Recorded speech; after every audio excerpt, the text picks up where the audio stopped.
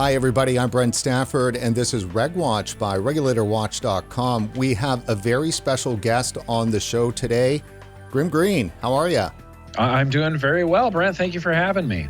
So good, man. The last time you were on the show was in January of 2020, before the bug hit. Ah, yes.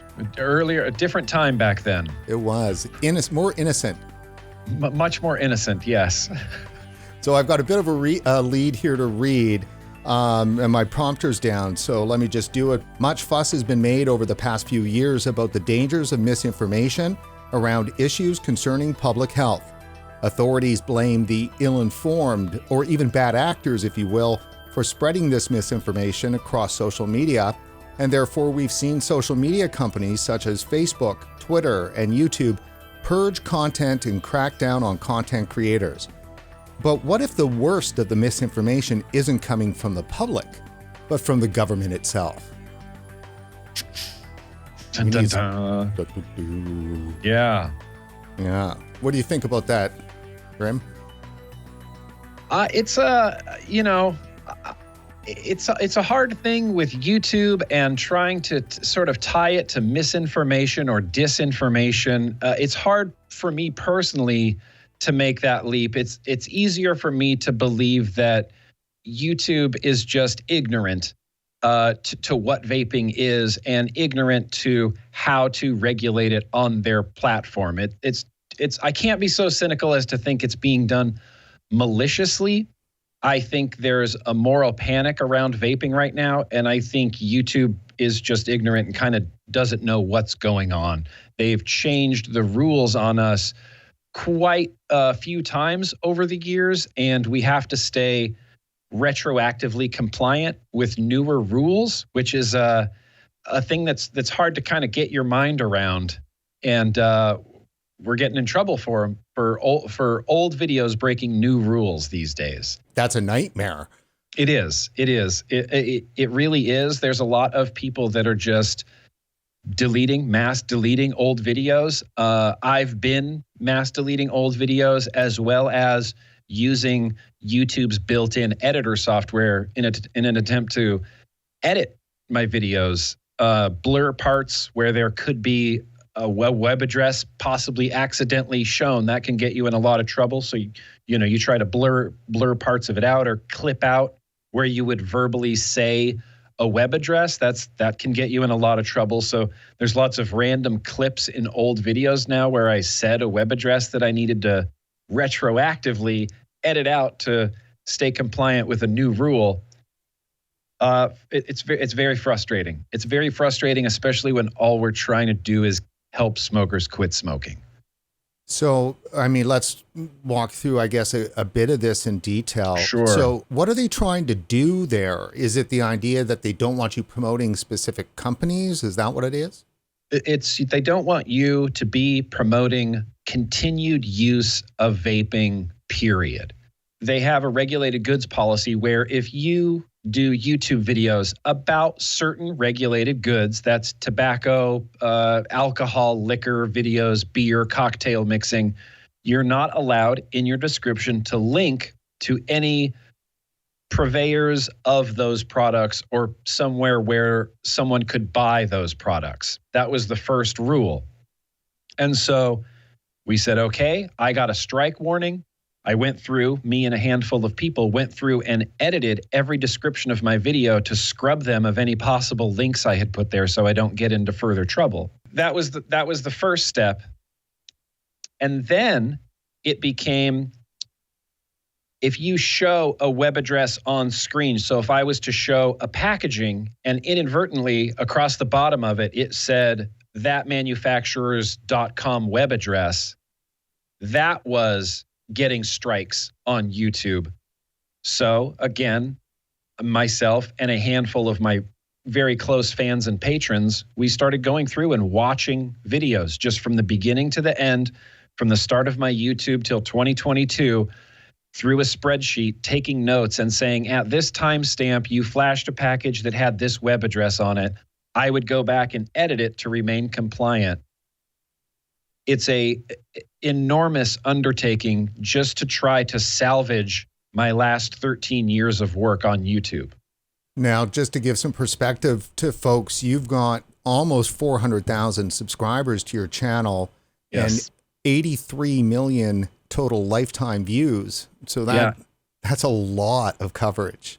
That's a lot. And the really bad thing that YouTube does is that 80 million video views was much higher before I had to mass delete old videos. Because if I deleted an old video that, say, had 100,000 views on it, those views are now gone. I lost that. You lose that. You lose views. You lose your SEO score of, oh, well, Grim Green had 90 million video views, but suddenly only has 75 million video views. Yeah, I had to sacrifice those to the YouTube gods in order to maintain control of my YouTube channel.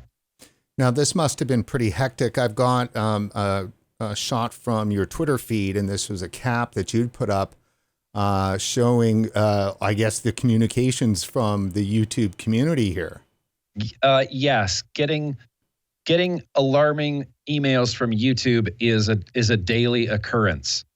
They seem to have bots that go through and watch your videos, and the best case scenario is getting age restricted. I get a lot of age restrictions, and that's fine. My products are for adults. These videos are for adults. Nicotine is for adults. So of course it's going to be age restricted. It sucks for your YouTube presence and your SEO score, because what age restriction means is that the person viewing the video has to be logged into YouTube and have an over 18 YouTube. Meaning if you're going to watch a video on a random website or on a different platform on Twitter or Reddit, it won't let you. You'll have to sign in, and it's just a big process. And it also keeps your videos out of search results because they're age restricted. So it kind of hurts that way, but that's a logical thing to do. Age restrictions are fine. Strikes on old content for new rules, that's really the core of the problem with YouTube. I just don't think they know what to do with vape content, so they keep making new rules. And I don't know if it's in an attempt to keep this content away from youths or not let youths even be exposed to this content. The idea that I would get in trouble because I accidentally showed a QR code on screen, I'm thinking, yes, technically that does break your rule, YouTube, but if the goal of your rule is to keep this away from youths, the idea that someone underage is going to watch the video in the first place because it's behind an age restriction, and then pause my QR code and scan it, and then go to that website and bypass the website age verification, and then somehow use a credit card to order vape stuff to their house, and then forge an adult signature when the vape stuff gets there. That's the scenario that YouTube is trying to protect the youths from by hurting my YouTube channel and making that rule. Does that make sense? It seems so far-fetched to me that YouTube applying these rules is just ultimately seems arbitrary, because that's a fantasy made-up situation that could never happen, that YouTube is possibly afraid of happening, if that makes sense.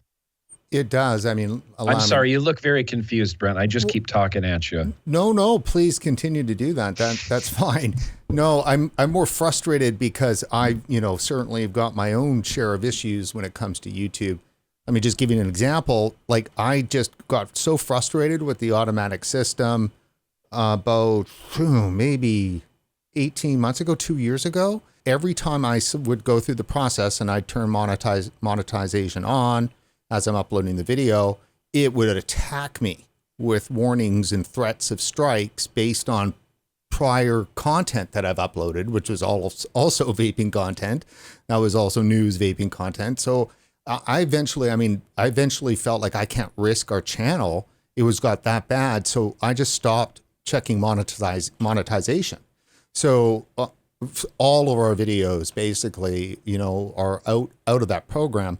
And so that hurts us because, of course, we don't get shown. And exactly. Yeah, that hurts you very much, demonetizing yourself. And that's a hard thing to do. But ultimately, yeah. And that's, I think Regulator Watch getting lumped into reviews of e-liquids and coil building tutorials for RDAs, I think that is a prime example of YouTube ignorantly not knowing what to do with any of this content. Whether we're talking about vaping, whether we're reviewing vaping, whether we're talking about vape legislation, they don't know what to do with it. Interestingly enough, on my YouTube, when I did my full advocacy live stream, the TBN live stream, YouTube let me monetize it, but it would not let me monetize other vape-related content on my channel. It would only let me monetize vape-related content that wasn't a direct review or something like that.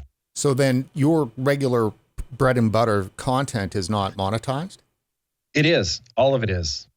I still try to keep it monetized. I have to, and it hurts me every time to do it, but I have to self-mark my content as harmful and dangerous.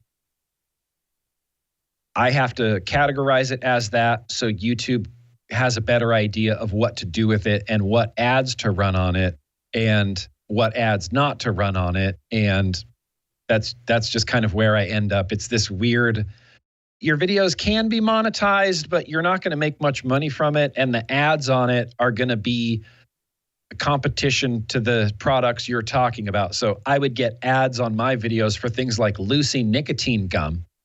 So Lucy nicotine gum can advertise on YouTube on a video that shouldn't really be monetized because it breaks rules, because it talks about nicotine. Even though Lucy nicotine gum is nicotine, they can advertise on a video where I'm not supposed to talk about it. It's real bizarre. And it just, again, this is my body of evidence for YouTube not knowing what they're doing at all.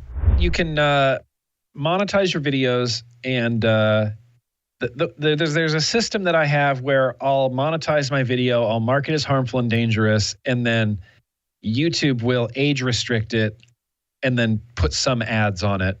But I don't see a big chunk of those ads, of that ad revenue, because it's harmful and dangerous. It's a nice little system that YouTube has. But if you mark your video as, if you age gate yourself, you don't have the ability to monetize it. So you can age gate yourself, but it won't even let you monetize it. So I monetize it and let YouTube age restrict me. Being forced to self-identify your content as harmful and dangerous, that must have a psychological impact. It does. And, I brought this up the last time that I talked to YouTube. I got my third strike, and I reached out to YouTube directly, and I ended up being able to email back and forth with one particular person. It wasn't a bot. It wasn't, I had my person at YouTube that I could email back and forth with. And we emailed back and forth. We got to the bottom of why this was happening, and they said they decided not to terminate my YouTube. And I said, thank you very much. I'm very grateful for that. And they, a strike got removed. It was a whole big process. And throughout that process, YouTube was very communicative, very direct, and we got to the bottom of it, and they were very helpful. And so I'm thankful that YouTube decided to spare my channel. I don't think it needed to come to that in the first place. And one of the things that my contact at YouTube was mentioning was that harmful and dangerous category that I have to put my videos in.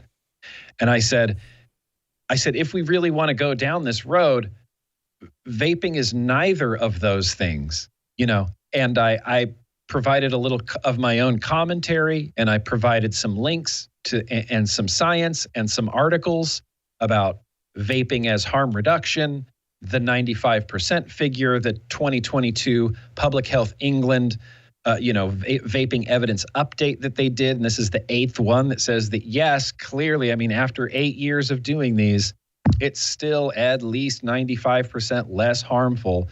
And if you are a currently addicted adult smoker, you should switch without hesitation right now.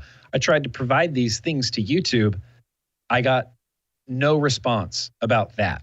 Only direct policy questions were answered. Nothing about possibly changing harmful and dangerous categories for vaping. So I know that we don't want to poke the YouTube gods here, or don't poke the bear, right? Because You're still one strike away again.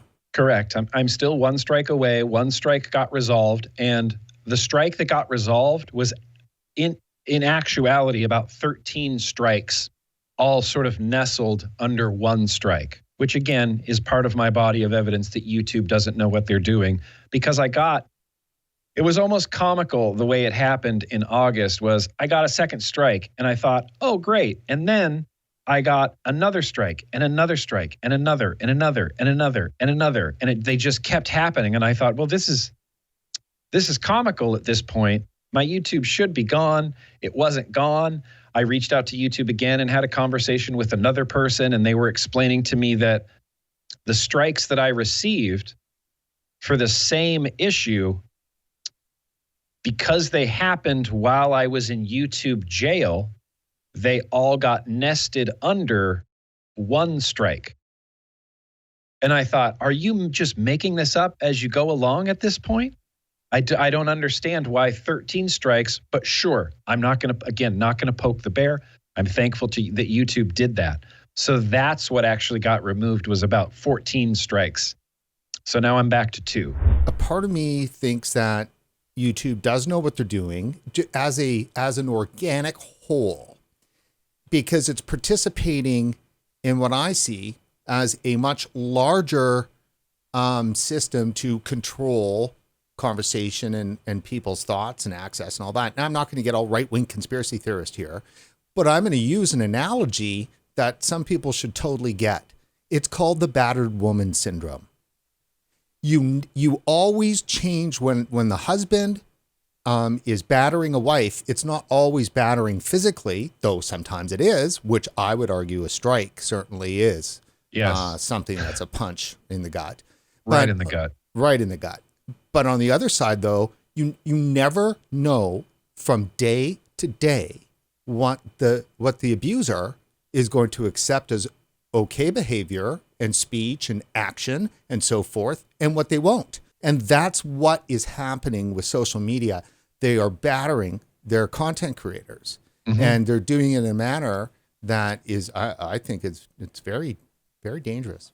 Yeah. I've often on my streams compared crawling back to YouTube after my second strike as like feeling like I was in some sort of abusive relationship. I feel like you're not going to be kind to me. You're not going to treat me right. You're not going to apply the rules fairly or evenly, but I'm still going to come crawling back to you because it's YouTube, and that's where my platform is. And YouTube knows that if I want to use my platform, and which is their platform, that I'm going to follow the rules and that I'm going to crawl back every time. My most recent, I don't know what you would call it, protest against YouTube is I moved all my streaming off of YouTube. I stream exclusively on Twitch now, and YouTube gets edited content and replays of live streams. And that's just a protest against YouTube, because YouTube makes money off of my live streams. And when someone sends me a super chat on a live stream that's $10, YouTube's taken 35% of that. So people are just giving their money to YouTube. And I said, YouTube has been so openly hostile to vaping and harm reduction that I don't want them to get money from my streams. So I stream on Twitch now. I have a feeling I'm going to end back up on YouTube. Speaking of crawling back to what feels like an abusive relationship, I think come in the new year in 2023, I'm going to start streaming on YouTube again. But my protest for the last 2 months has been, I'm streaming on Twitch now. So why not move over to Rumble? I've been uploading my videos to Rumble for the last few months. I've been putting all my content on grimgreen.com. They're hosted on Vimeo, but I do put all my content on YouTube and grimgreen.com and Rumble. And I've been making shorter, more digestible reviews for places like Instagram and TikTok and wherever those short form videos are. There's a lot of places to store my videos on the internet for sure. And I don't think anybody's really on Rumble. I don't see any traction on Rumble. I think unless you're a Steven Crowder or an Andrew Tate, I don't think you're going to get any traction on Rumble. And honestly, I'd rather mark vaping content as harmful and dangerous on YouTube, and so it can be on YouTube, because that's what comes up in search results when someone who smokes is Googling, what vape pod system should I buy? Rumble is not coming up in those search results. And Rumble is truly and honestly kind of seen as like a fringe thing. It's where you talk about fringe things. And I refuse to give in that the greatest harm reduction product that has existed in the 20th century for tobacco smoking is a fringe thing. I'm keeping it mainstream. I really could feel that you were at the end of your rope. I really truly was. And Matt Cully, he kind of went through something similar. I know Sam Bogan, poor Bogan, just got his very first strike. I know Mike Vapes received some strikes and had mass delete old content and old videos. Daniel, DJ LSB Vapes, has been dealing with something very similar. And I'm assuming that we're all doing the same thing. I'm assuming we're all marking our videos the same way, harmful and dangerous content, although I'm not sure. I hope that we're kind of all doing the same thing. Right. So based on what you're saying in your experience, you're actually recommending that. Yeah, 100%. And YouTube has told me you are doing a good job at rating your own videos. The consistency that you have in rating your own videos makes it easier for us to monetize them. They'll get monetized quicker because I mark them as harmful and dangerous, rather than marking them as, oh, these are fine, then YouTube having to go, actually, they're harmful and dangerous. Now they're going to be age gated. Now it's going to be this, that, and the other. I just don't know what else YouTube is going to do in the future, because as it stands right now, you can get in trouble for saying a .com web address to a vendor, to a manufacturer. You can get in trouble for verbally saying it. But this isn't anywhere in the YouTube community guidelines. This is just something that they told me, that I told other vapors, and that Matt knew about. It's just we had to tell ourselves, hey, spoken.coms are against the rule. That's a strikeable offense now, despite not being in the YouTube community guidelines. It doesn't say you'll get a strike for spoken web addresses. They lump it under this. Are you encouraging someone continued use? The way that I speak now in reviews is different than the way that I used to. I used to use very you language. I would say, you're going to have to fill it up this way. You're going to have to do this. You're going to have to do this. I don't want YouTube to think I'm encouraging anybody to do anything. So when I shoot reviews now, I say things like, I have to fill it up this way. My battery lasted me this long, not the battery's going to last you 5 days. I have to change the way I review, because I don't want YouTube to think I'm encouraging people, because that's a big part of the regulated goods and harmful, dangerous acts, is encouraging continued use of something that's harmful and dangerous. There was quite a bit of response from your viewers and the people out there that, follow vaping. Tell us about that. It was honestly, I think the one thing that spared my YouTube, I think, was that Twitter thread, because it got such a big response, and because so many people got in there and started tweeting and started canceling their YouTube Red accounts. And they got really loud and really active and very upset with YouTube, like I was upset with YouTube. And it was because of that thread that YouTube creators sent me an email and said, hi, my name is so-and-so. You can talk to me directly. Let's get to the bottom of this. I've got an internal investigation team with me. They're going to be doing the X, Y, and Z and looking through your content. And I thought, great, this is exactly what I wanted. I don't know if that interaction would have happened if I didn't raise such a stink on Twitter, and if everybody else hadn't helped me raise such a stink on Twitter.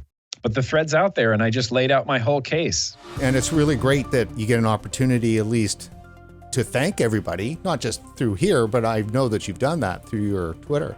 It's really nice to know that people give a heck, as I like to say. And I can't even tell you how much I value my Patreon and the handful of people within my Patreon who have been helping me for the last few months go through and, like I said, literally watch every video. And we have a huge multi-page spreadsheet in a Google Doc where every video, thousands of plus videos are all cataloged. They've been watched, they've been checked, they've been edited. There's timestamps. We mark them yes, no. There's a red, green, yellow system. It's a big deal. And they're just doing this as volunteers out of the kindness of their own heart because they want to help save my YouTube. Things like that, it blows my mind. You know, it frightens me, the awful truth of how sweet life can be and how helpful people can be. It gives new meaning to #GrimArmy. It really, really, truly, truly very does. I've never been more thankful for #GrimArmy in my life. It might have literally salvaged my YouTube channel.